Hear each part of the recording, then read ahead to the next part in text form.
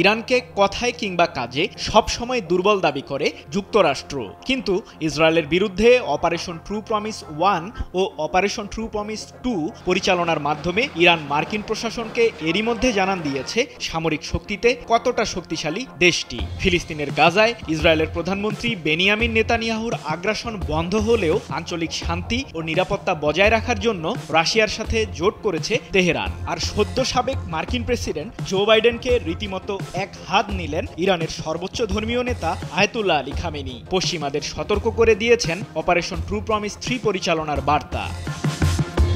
গত বছরের ডিসেম্বরে সিরিয়ার প্রেসিডেন্ট বাশার আল আসাদের পতন হয়। প্রাণ বাঁচাতে আশ্রয় নেন রাশিয়ার প্রেসিডেন্ট ভ্লাদিমির পুতিনের কাছে। এদিকে লেবাননের সশস্ত্র গোষ্ঠী হিজবুল্লাহর সাথে যুদ্ধবিরতিতে রয়েছে ইসরায়েল। মার্কিন প্রভাব ঠেকাতে এবং ইসরায়েলের আগ্রাসন বন্ধ করতে হিজবুল্লাহ ও হামাস সহ আঞ্চলিক বিভিন্ন সংগঠনকে অর্থায়ন করছে ইরান, এমন অভিযোগ মার্কিন প্রশাসনের। আর বাশার সরকারের পতন এবং হিজবুল্লাহর সাথে ইসরায়েলের শান্তি চুক্তিতে ইরানকে কিছুটা দুর্বল ভাবতে শুরু করেছিলেন সাবেক মার্কিন প্রেসিডেন্ট বাইডেন।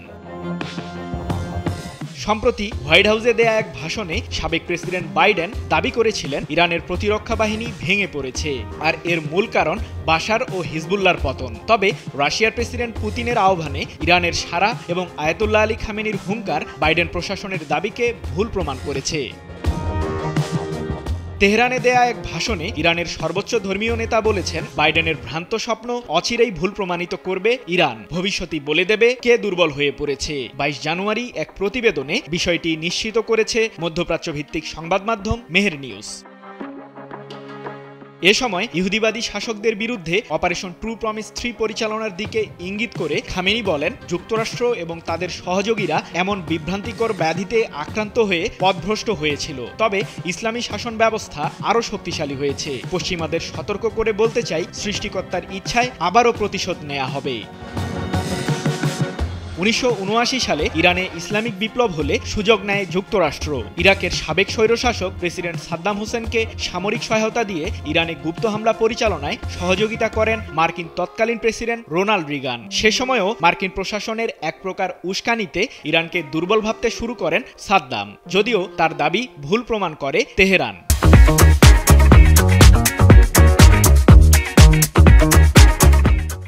ইসরায়েল ও যুক্তরাষ্ট্রের বিরুদ্ধে বারবার হামলার হুমকি দিলেও এখনও দিনক্ষণ ঠিক করেনি ইরান। যদিও গত বছরে ফিলিস্তিনে ইসরায়েলের প্রধানমন্ত্রী নেতানিয়াহুর আগ্রাসনের জেরে হঠাৎ করেই তেল আবিবে 2 দফায় ক্ষেপণাস্ত্র হামলা চালায় ইরান।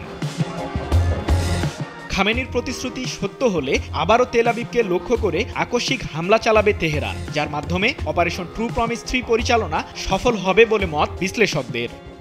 সৃজন মাহমুদ, নিউজ 24।